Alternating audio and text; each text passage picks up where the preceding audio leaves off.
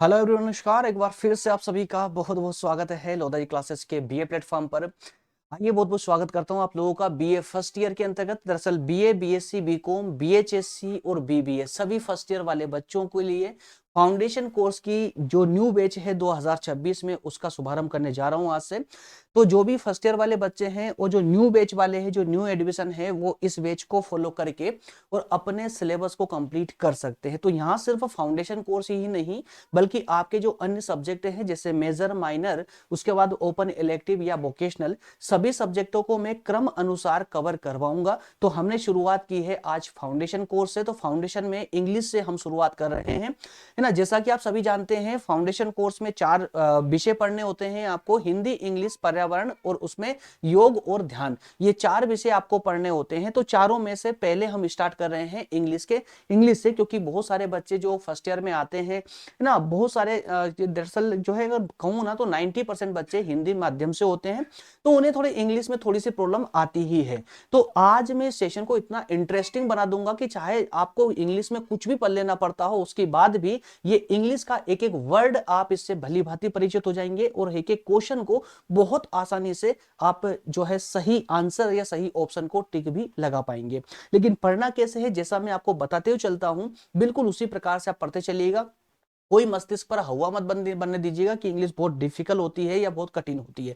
ऐसा कुछ भी नहीं होता है, सिर्फ हमारे पढ़ने का नजरिया होता है और एक तरीका होता है। अगर सही तरीके से आप आगे बढ़ते हो इंग्लिश में, दोस्तों, हिंदी से भी ज्यादा इजी करने की जो है गारंटी मैं देता हूं आपको। इंग्लिश में टोटल समझ आएगी। लेकिन करना क्या है आप लोगों को, आपको डायरेक्टली एमसीक्यू क्वेश्चनों पर मूव नहीं करना है। सबसे पहले आपके चैप्टर में जो आपको पोइम दी गई है या जो आपको पैरा दिया गया है, जो भी आपको अनसेन पैसेज पूछा गया है या जो भी ग्रामेटिकली जो भी आपसे पूछा गया है, पहले उसको एज ए स्टोरी समझिए। स्टोरी समझने के बाद में उसके एमसीक्यू क्वेश्चनों से प्रैक्टिस कीजिए, क्योंकि एग्जाम में कोई तय नहीं होता है कि जितने क्वेश्चन आप यहां पर पढ़ रहे हैं या अपनी पुस्तक में पढ़ रहे हैं, उन्हीं क्वेश्चनों से एग्जाम में क्वेश्चन आएंगे। लेवल थोड़ी बढ़ती जा रही है, आप सभी जानते हैं, है ना। फाउंडेशन कोर्स की लेवल दिनों दिन जो है, हर साल यूनिवर्सिटी जो है बढ़ाती जा रही है। बहुत सारे बच्चे परेशान भी होते हैं, कई लोगों की एटीकेटी भी फाउंडेशन में आ जाती है।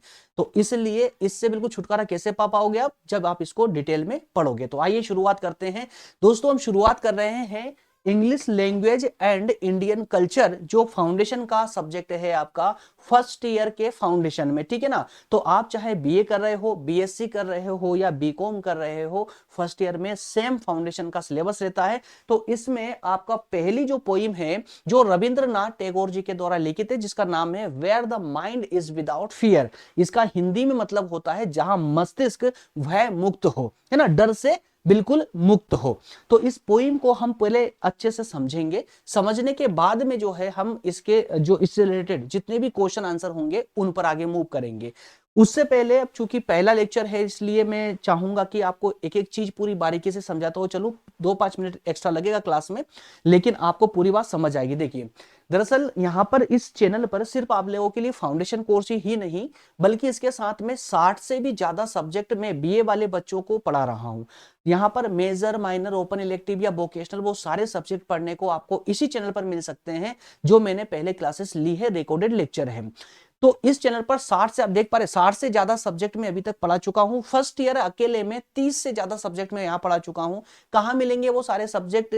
तो देखिए दोस्तों, आपको प्लेलिस्ट में जाना होगा इस चैनल की। तो जिन बच्चों को प्लेलिस्ट में मूव करना आता है, उनको कोई प्रॉब्लम नहीं है, वो आसानी से जा सकते। लेकिन अब चूंकि 12th से सीधे आप, है ना, फर्स्ट ईयर में आ चुके हो, तो अब यहाँ पर कुछ बच्चे ऐसे भी हैं जिनको प्लेलिस्ट में जाना नहीं आता है। तो दोस्तों देखिए, यहाँ पर इस जो मैंने पिक्चर के माध्यम से रेड लाइन खींच करके आपको समझाने का प्रयास किया, इसके माध्यम से आप आसानी से जो है प्लेलिस्ट में जा पाओगे। देखिए, मान लेते हैं कि आपका ये सेशन अभी चल रहा है, लेक्चर चल रहा है, उसके नीचे, अब लेक्चर के नीचे देखिए आप, यहाँ पर एक लोधा जी क्लासेस, है ना, प्लेटफॉर्म का नाम यहाँ पर ये लिखा हुआ है। इस पर जैसे आप क्लिक करोगे तो इस पेज पर आ जाओगे। इस पेज में इस लाइन को देखिए, इस लाइन में लास्ट में एक बटन दिखेगा प्लेलिस्ट का। तो इस प्लेलिस्ट के बटन पर जैसे ही आप क्लिक करते हो ना, तो आपके सामने ये सारे सब्जेक्ट खुल करके आपके सामने जाएंगे।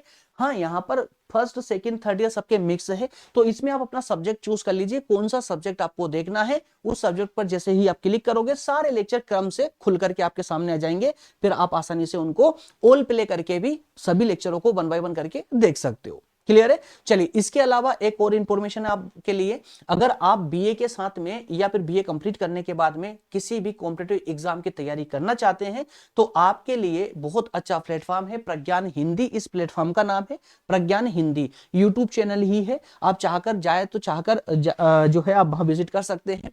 प्रज्ञान हिंदी पर विजिट कीजिए, वो मेरे द्वारा ही ऑपरेट किया जा रहा है। वहां पर कई महत्वपूर्ण सेशन हो चुके हैं, लेकिन और अब जो है न्यू बैच भी वहां पर स्टार्ट होने जा रही है, जिनमें से ये सारे सब्जेक्ट फिर से मैं आप लोगों को डिटेल में पढ़ाऊंगा। क्लियर है? तो 5000 ऑल इंडिया जी के सीरीज ऑलरेडी मैं कवर कर चुका हूं, कंप्लीट कर चुका हूं। इसके अलावा दोस्तों आप लोगों के लिए नोट्स भी अवेलेबल है ना। फाउंडेशन कोर्स के चारों ही सब्जेक्टों की नोट्स पीडीएफ के रूप में अवेलेबल है। कैसे मिलेगी ये सेशन के एंड में मैं आपको बताऊंगा, लेक्चर के लास्ट में बताऊंगा। बस तब तक उससे पहले अब हम जो है डायरेक्टली अपनी पोइम पर आते हैं। अपनी पोइम का नाम है where the mind is without fear.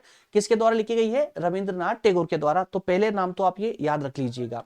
अच्छा, सेशन कैसे कवर करेंगे? तो आप सभी भली भांति जानते हैं, मैं यहाँ पर एक टेबल ऑफ कंटेंट के रूप में ये आपको बताता हूं कि हमारे जो लेक्चर में क्या क्या पढ़ने वाले हैं पूरे में।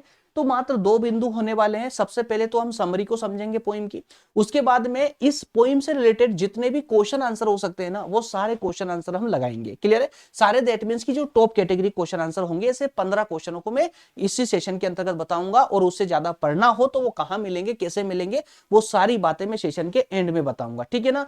बस मैं इतना जरूर कहना चाहूंगा कि अगर आपने पूरी ईमानदारी से इस सेशन को फॉलो कर लिया शुरू से एंड तक, सिर्फ इस लेक्चर को नहीं, फाउंडेशन की सारी क्लासेस को, तो मैं लिख करके देने को तैयार हूं आप लोगों को 90+ क्रॉस कर जाओगे आप लोग। लेकिन पढ़ना उसी प्रकार से होगा जैसे मैं आप लोगों को बताता हूं, और आज से नहीं, पिछले 5 वर्षों से आप लोगों को बताते आया हूं।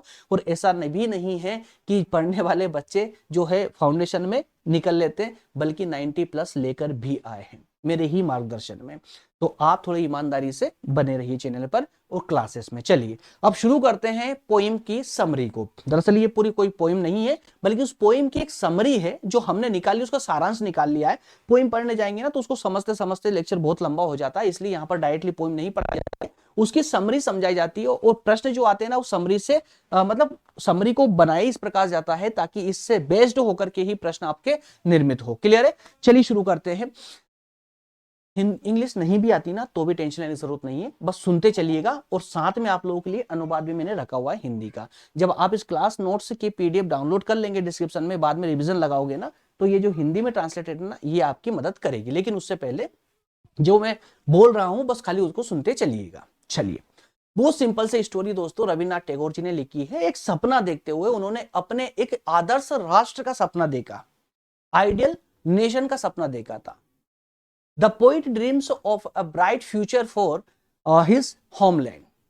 दरअसल वो अपनी मातृभूमि के लिए एक बहुत ही सुनहरा सपना देखते हैं, उज्जवल सपना देखते हैं, उज्जवल भविष्य का सपना देखते हैं। He hopes his country become a place where everyone can live without fear and with dignity.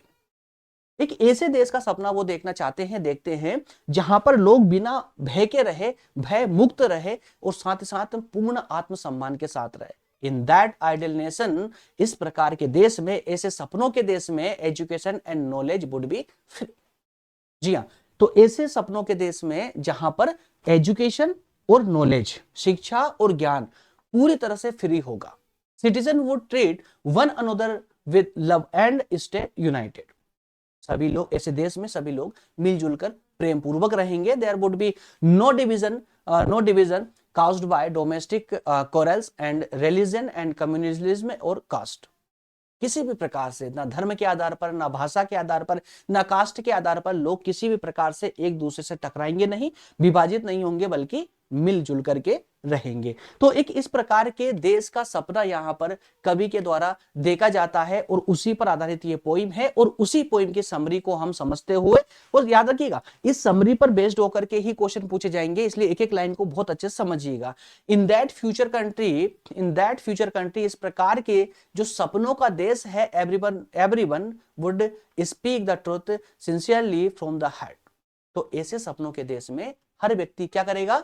सच बोलेगा। दिल से सच बोलेगा। People would work tirelessly to improve themselves in every aspect of life. वो जब व्यक्ति सच बोलेगा, सिर्फ सच ही नहीं बल्कि ऐसे देश में प्रत्येक व्यक्ति अपने जीवन के हर क्षेत्र में सफलता प्राप्त करने के लिए हर संभव प्रयास करेंगे। They wouldn't be misled by blind faith and meaningless rituals. कभी भी लोग जो है ना यहां पर अंधविश्वास में नहीं भटकेंगे, व्यर्थ के रीति रिवाजों में फंसकर नहीं रहेंगे। एग्जैक्टली जब नॉलेज या कहे ना कि जब एजुकेशन एक सही वे में व्यक्ति को मिलती है ना, तो उससे व्यक्ति ब्लाइंड फेथ से बच जाता है, या मीनिंगलेस जो रिचुअल्स होते हैं ना, जो व्यर्थ के रीति रिवाज होते हैं, उनसे बच जाता है।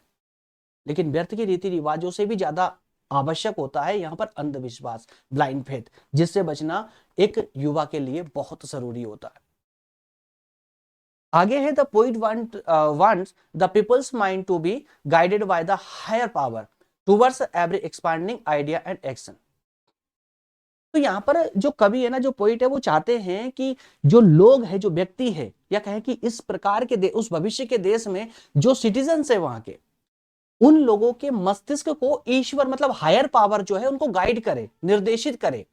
वो जब कोई हायर पावर उनको निर्देशित करेंगे सही वे में, सही रूट पर, तो तभी ही कहीं जाकर के वो लोग अपने आइडियाज और एक्शन को बेहतर कर पाएंगे, उसका विस्तार कर पाएंगे। Finally he pray that his country might awaken into that heaven of freedom. Finally pray करते कवि के द्वारा या पोइट के द्वारा प्रे की जाती है ईश्वर से कि किसी भी प्रकार से मेरे देश को हेवन ऑफ फ्रीडम में कन्वर्ट कर दीजिए, बदल दीजिए। Heaven of freedom that means स्वतंत्रता के स्वर्ग में परिवर्तित कर दीजिए। That's the poem. सिर्फ ये पोइम की समरी थी।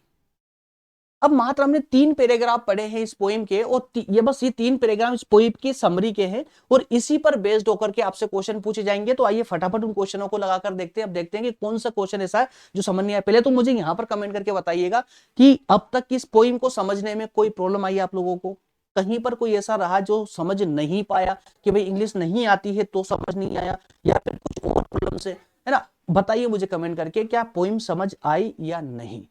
100% आने पर 100% टाइप करेंगे आप लोग, जितनी परसेंट आई उतना परसेंट लिख करके सिर्फ टाइप करके और कमेंट कर दीजिएगा। चलिए आगे बढ़ते हैं। अब इससे रिलेटेड जो क्वेश्चन है, इस पर बेस्ड जो क्वेश्चन है, उनको लगाने का प्रयास करते हैं। पहला क्वेश्चन क्या बोलता है, देखिए, इन द पोइम, मतलब इस पोइम में, where the mind is without fear, who authored this inspiring vision. तो इस इंस्पायरिंग विजन के ऑथर कौन है, इस पोएम के ऑथर कौन है? सबसे पहले ही मैंने आपको इसका नाम बता चुका था। 4 ऑप्शन दिए गए हैं। RN. Tagore, exactly option A correct हो जाएगा इसका, है ना। रविंद्रनाथ टैगोर ही इस पोएम के ऑथर है।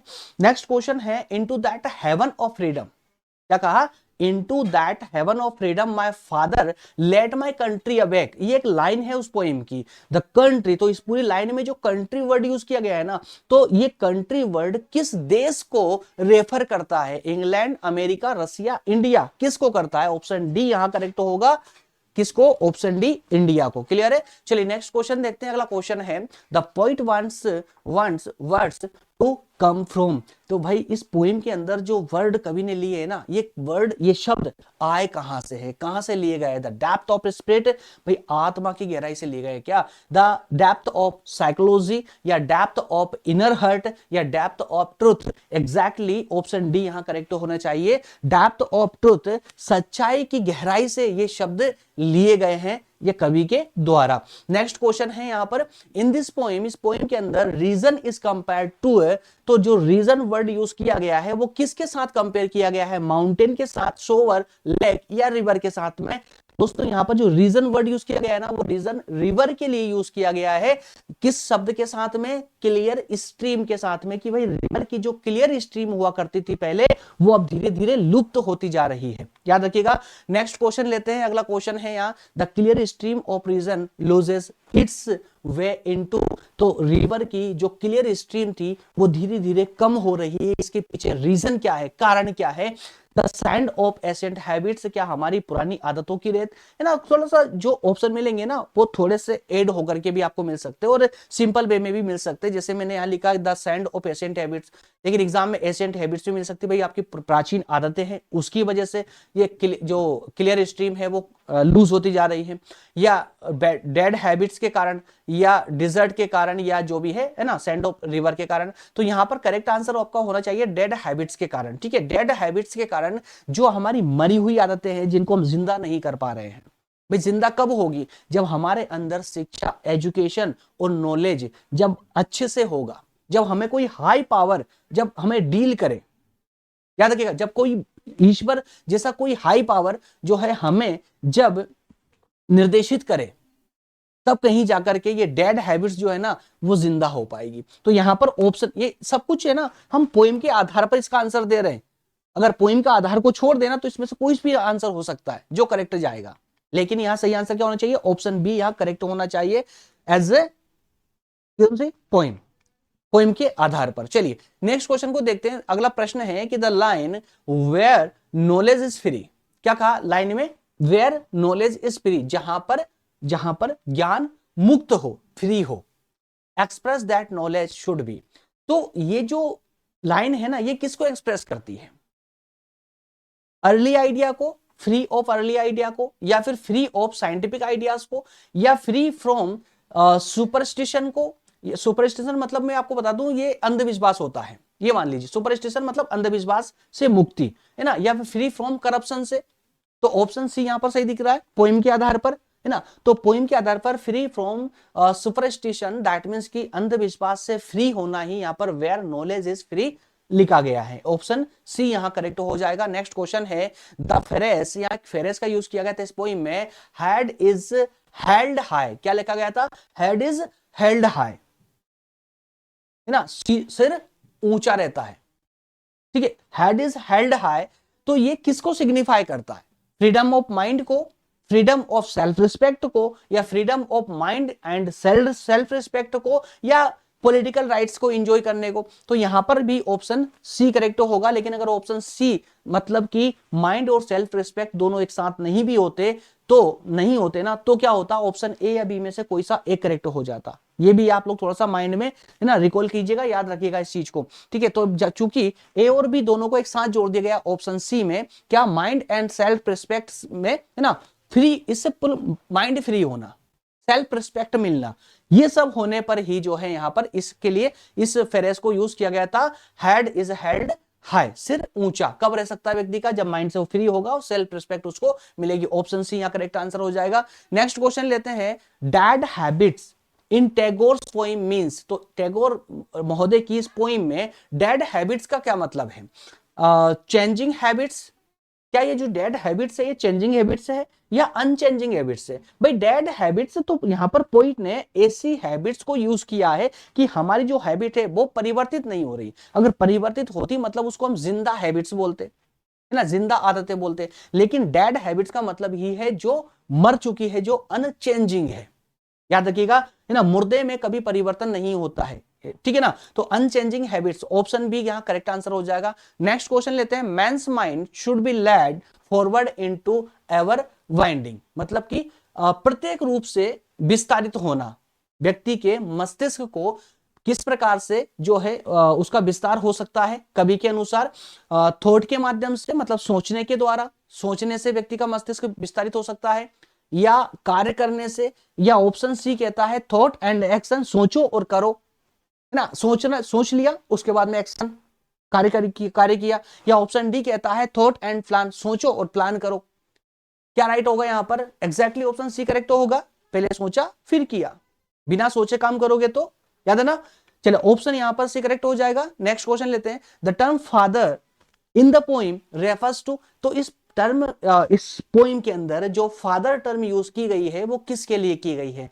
ईश्वर के लिए, ऑप्शन ए कहता है गॉड, ईश्वर के लिए, या ऑप्शन बी पोइट्स फादर, कवि के पिता के लिए, या ऑप्शन सी फोर फादर मतलब पूर्वजों के लिए, या ऑप्शन डी सक्सेसर के लिए, किसके लिए की गई है? तो यहां पर ऑप्शन ए करेक्ट हो जाएगा। ऑप्शन ए, ईश्वर के लिए फादर टर्म यूज की गई है। चलिए नेक्स्ट के लास्ट के 5 क्वेश्चन और देख लेते हैं।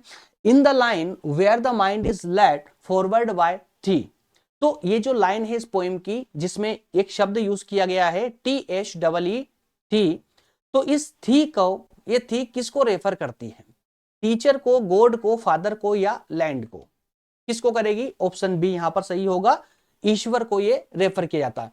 नेक्स्ट क्वेश्चन है the poet phrase for mind without fear so that people में, क्या कहा गया है? पोइट प्रार्थना करते हैं ईश्वर व्यक्ति के मस्तिष्क को मतलब भयमुक्त रखने के लिए, भयमुक्त रखने के लिए, तो इससे जो है सो दैट पीपल में, तो पीपल को उससे क्या प्राप्त होगा? अगर व्यक्ति का मस्तिष्क भयमुक्त हो जाए, व्यक्ति भयमुक्त हो जाए, तो उससे क्या प्राप्त होगा? क्या स्ट्रेंथ बढ़ेगी उसकी, या एनर्जी बढ़ेगी, या फ्रीडम मिलेगी, या सक्सेस मिलेगी? क्या होगा? फ्रीडम मिलेगी, ठीक है ना। तो ये पोइम दरअसल माइंड विदाउट फियर जो शब्द यूज किया गया है ना, वो किया ही स्वतंत्रता के लिए गया है। ऑप्शन यहां सी सही हो जाएगा। नेक्स्ट क्वेश्चन है which aspect of Tagore is reflected in this poem. तो भाई इस पोइम में टैगोर जी का कौन सा केंद्र बिंदु, मतलब या कहें कि कौन सा प्रतिबिंब है, मतलब या कहें कि कौन सा एस्पेक्ट है उनकी लाइफ का जो इस पोइम में प्रतिबिंबित तो होता है? पैट्रियोट का, या इंपेरियलिस्ट का, या एंटी नेशनलिस्ट का, या फिर सेक्युलरिस्ट का? कौन सा एस्पेक्ट है? तो पैट्रियोट का है, देशभक्ति का, या कहें कि उनके अंदर जो देशभक्ति है वो इस पोइम में झलकती है। ऑप्शन यहां ए सही हो जाएगा।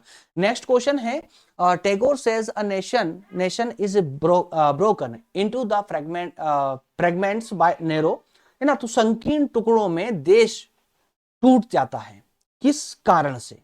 किस कारण से टूट जाता है? ऑप्शन चार ऑप्शन दिए गए। ऑप्शन ए कहता है बाउंड्री वॉल के कारण, बाउंड्री वॉल के कारण, डोमेस्टिक वॉल के कारण, प्राइवेट वॉल्स या पब्लिक वॉल्स के कारण। तो यहां दोस्तों पोइम के अनुसार अगर हम चले तो कवि का कहना है, टैगोर जी का कहना है कि हमारा देश जो संकीर्ण विचारधाराओं में जो टूट रहा है ना, उसके पीछे कारण है डोमेस्टिक वॉल्स का, मतलब कि घरेलू विवादों का, घरेलू दीवारों का। अगर हम घरेलू स्तर पर व्यक्ति को माइंड फ्री कर दें या उसमें नॉलेज फ्री कर दें, तो संभवतः इस प्रकार के जो डोमेस्टिक बाल्स होंगे ना, ये अपने आप टूट जाएंगे। और ये टूटने से क्या होगा? जो नेशन है, जो देश है, वो ये छोटे छोटे या कहेंगे संकीर्ण टुकड़ों में टूटना बंद हो जाएगा। तो यहां पर टैगोर जी ने डोमेस्टिक वाल को सबसे बड़ा जिम्मेदार माना है देश के संकीर्ण टुकड़े होने पर, इसलिए ऑप्शन यहां बी का करेक्ट होगा। और क्वेश्चन नंबर लास्ट वाला क्वेश्चन देखिए यहाँ पे, नैरो डोमेस्टिक वाल्स। तो इसी प्रश्न को, प्रश्न नंबर 14 को थोड़ा सा घुमाकर पूछ लिया गया है, उल्टे वे में पूछ लिया गया है। क्या बोल रहा है? नैरो डोमेस्टिक वाल्स जो होती है ये किसे तोड़ने का काम करती है? Break a society into fragments, क्या सोसाइटी को तोड़ने का काम करती है या नेशन को? तो एग्जैक्टली ऑप्शन बी सही हो जाएगा, break a nation into fragments. Clear है? ऑप्शन सी क्या कहता है देखिए यहां पर, break a world into fragments या फिर ब्रेक कम्युनिटी। तो ऑप्शन यहां पर बी ही हमारा सही हो रहा है, break a nation into fragments. तो नेशन को संकीर्ण विचारों में या संकीर्ण टुकड़ों में तोड़ने के पीछे कौन कारण जिम्मेदार होती है? Domestic walls. क्लियर है? ऑप्शन यहां पर भी करेक्ट हो जाएगा आपका। चलिए, तो इस प्रकार से 15 क्वेश्चन जो टॉप कैटेगरी के थे इस पोइम के, वो हमने डिस्कस किए। लेकिन मैं अब भी ये कतई नहीं कहूंगा कि इस पोइम में सिर्फ इतने ही प्रश्न आप लोग पढ़ लीजिए, आपका काम हो जाएगा, या आप 90% क्रॉस कर जाओगे, जिस समय हर लेक्चर में आप लोगों से बोलता हूं। इससे नहीं होगा, आपको और डिटेल में पढ़ना पड़ेगा। इस पोइम से रिलेटेड जितने भी अधिक से अधिक क्वेश्चन हो सकते हैं, उन क्वेश्चनों का आपको रिवीजन लगाना होगा, उन क्वेश्चनों से प्रैक्टिस करनी होगी। कहां से करोगे? तो आपके पास पुस्तक है, उस पुस्तक में बहुत सारे क्वेश्चन दिए गए हैं, उस पुस्तक को पढ़िए, वहां से देखिए। नहीं मिल रहे हैं तो कहीं और सोर्स देखिए। उसके बाद भी जब पूरी तरह हार थक जाओ, आपके पास नहीं मिले, इजी वे में पढ़ने की इच्छा हो, तब जाकर के आप इस नोट्स पर आइए। ये नोट्स ले सकते हो आप मुझसे। 2026 की न्यू बैच पर आधारित ये नोट्स है, और इन्हीं नोट्सों से मैं यहां पर सेशन लेकर के आता हूं। ये नोट्स मेरे और मेरी टीम के द्वारा मेरे मार्गदर्शन में बनाई गई है। आप चाहें तो इन नोट्स को ले सकते हैं, लेकिन लेने के लिए दरअसल एक नोट्स पर 8 से 10 दिन मेरी टीम वर्क करती है, उसके बाद में जाकर के एक नोट्स तैयार होती है। तो इस नोट्स पर जो है, अब दरअसल उनको तो पेमेंट करना ही होता है मुझे, है ना। तो इसीलिए इस नोट्स पर एक माइनर सा चार्जेस रखा गया है, सब्सक्रिप्शन चार्ज रखा गया है, जो अमाउंट है 149 रुपए ओनली। ठीक है, चारों सब्जेक्ट के, ये चारों सब्जेक्ट आपको ओनली 149 रुपए में प्रोवाइड करवा दिए जाएंगे। कैसे मिलेंगे? इस पेज का स्क्रीनशॉट लेकर के ये जो व्हाट्सएप नंबर दिए गए, इस नंबर पर सेंड कर दीजिएगा स्क्रीनशॉट इसका। वहां पर आपको संपूर्ण जानकारी नोट्स की दे दी जाएगी, किस फॉर्मेट में होगी। अगर आपको भी कुछ जानकारी पूछना हो तो आप बिल्कुल व्हाट्सएप पर जानकारी ले सकते हैं। ओके फ्रेंड्स, चलिए मिलेंगे नेक्स्ट सेशन में, और कमेंट करके मुझे बताइएगा सेशन आपको कैसा लगा। फर्स्ट सेशन था, इसमें अगर आपकी तरफ से कोई सजेशन हो तो आप बिल्कुल मुझे सजेस्ट कर सकते हैं। ऐसा मत सोचिएगा कि आपकी कमेंट में पढ़ता नहीं हूं, या अगर आपको ऐसा लग भी रहा हो कि कमेंट का मैं रिप्लाई, क्योंकि अब कमेंट बहुत सारी आती है तो हर कमेंट का रिप्लाई करना पॉसिबल नहीं है मेरे द्वारा।